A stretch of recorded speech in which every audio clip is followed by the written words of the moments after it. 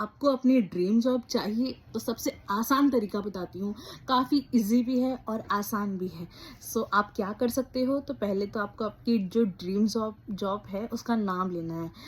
नाम लेने के बाद में फिर बोलना I am sorry, please forgive me. Sorry किसको बोल रही हो कि ड्रीम जॉब को शायद आपको अगर नहीं मिली है तो उसमें शायद आपकी ही गलती है, वो आपको एक्सेप्ट करना है। ठीक है, I am sorry, please forgive me, मुझे माफ़ कर दो, थैंक यू सो मच, फिर भी आज तक तुमने मेरा इतना साथ दिया है, thank you so much and I love you. जब आप बोलोगे तो विजुलाइज करोगे कि आपकी जो ड्रीम जॉब है वो मिल चुकी है। उसके बाद आप फील क्या कर रहे हो।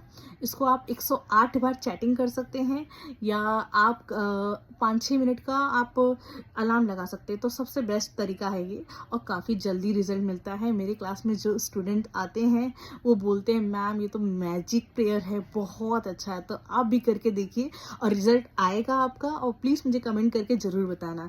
Thank you so much.